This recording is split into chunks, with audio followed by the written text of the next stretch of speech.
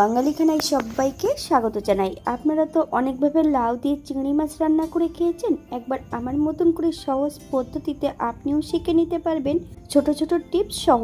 তবে আমি আজকে এখানে কিভাবে লাউ দিয়ে চিংড়ি মাছ রান্না করলাম মশলা ছাড়া, চলুন সেটা একবার দেখে নেওয়া যাক ভিডিওর মাধ্যমে। তবে এতটাই সুস্বাদু হয়েছিল খেতে, আপনি একবার রান্না করলে বারবার রান্না করবেন। আশা করছি আজকের ভিডিওটি ভালো লাগবে। সকল বন্ধুদের কাছে অনুরোধ করছি সম্পূর্ণ ভিডিওটি দেখার। এখানে একটা আমি গোটা লাউ নিয়ে নিয়েছি। লাউটার বেশ ভালো করে খোসা পরিষ্কার করে আমি এখান থেকে 3 ভাগের 1 ভাগ লাউ ছোট ছোট টুকরো করে কেটে নেব। এখানে শুধু আমি লাউ রাখিনি, এখানে মিডিয়াম সাইজের একটা আলু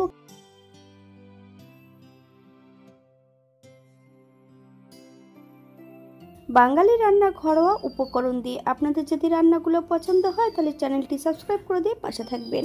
পাশে থাকা বেলটি বাজিয়ে দেবেন, নইলে নিত্য নতুন রান্নার নোটিফিকেশন পাবেন না। আমার এই চ্যানেলে আমিষ নিরামিষ রেসিপি দেওয়া আছে, আপনাদের যদি পছন্দ হয় তাহলে চ্যানেলটি ঘুরে একবার দেখে নেবেন। তবে আপনারা আপনাদের পছন্দ মতন লাউটা কেটে নিতে পারেন। লাউ এবং আলু বেশ পরিষ্কার করে ধুয়ে রেখেছি।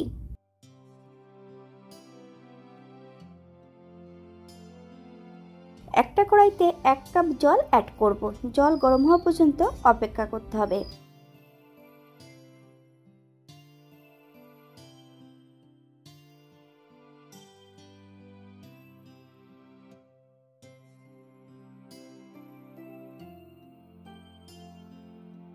হাফ চামচ লবণ, হাফ চামচ হলুদ গুঁড়ো,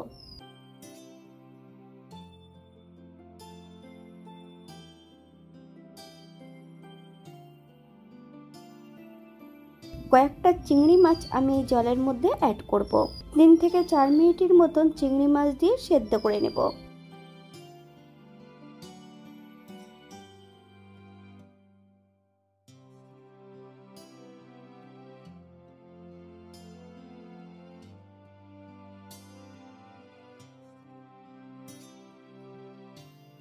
এই পর্যায়ে আমি জল থেকে সম্পূর্ণ চিংড়ি মাছগুলো তুলে নেব।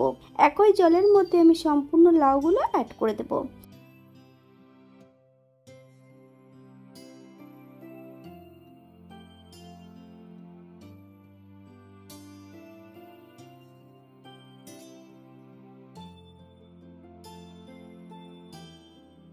এখানে মিডিয়াম সাইজের একটা আলু আমি লম্বা লম্বা ফালি দিয়ে কেটে নিয়েছি।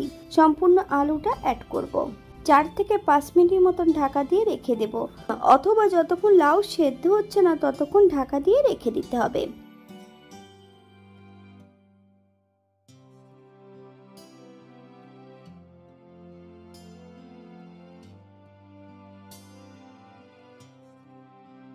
অপর দিক থেকে একটা কড়াইতে বেশ কিছুটা সরষের তেল অ্যাড করেছি।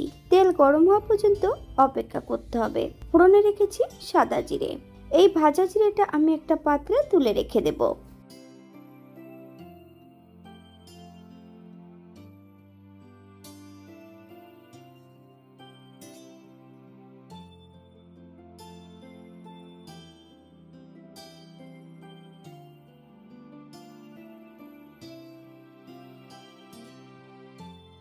একটা তেজপাতা আর একটা শুকনো লঙ্কা। সুগন্ধ বেরোলে এখানে আমি হাফ চামচ হলুদ গুঁড়ো আর হাফ চামচ লবণ অ্যাড করব। আপনারা স্বাদ অনুসারে লবণটা অ্যাড করবেন। আপনারা যদি রং পছন্দ করেন তাহলে এখানে কাশ্মীরি লঙ্কার গুঁড়োটা অ্যাড করতে পারেন। এই পর্যায়ে অ্যাড করব সম্পূর্ণ চিংড়ি মাছ, বেশ কিছুটা কাঁচা লঙ্কা আর একটা টমেটো। আপনারা যদি পছন্দ করেন তাহলে পরিমাণে বাড়িয়ে দিতে পারেন। মিডিয়াম আঁচে 2 থেকে 3 মিনিটের মতন বেশ ভালো করে ভেজে নিতে হবে।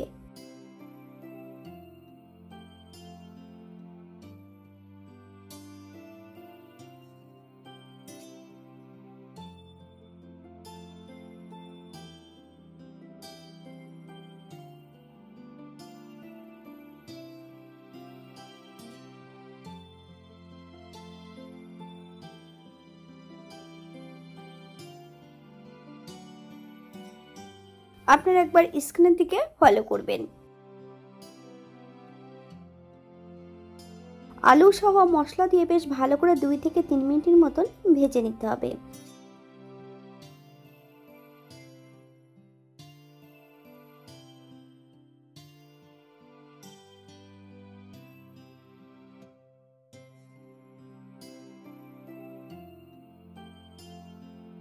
এই পর্যায়ে লাউয়ের মধ্যে অ্যাড করব হাফ চামচ হলুদ গুঁড়ো, হাফ চামচ চিনি। আপনারা যদি পছন্দ করেন তাহলে পরিমাণে বাড়িয়ে দিতে পারেন।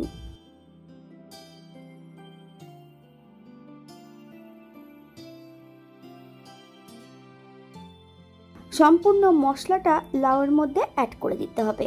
হাই ফ্লেমে 5 থেকে 7 মিনিটের মতন রান্না করে নিতে হবে।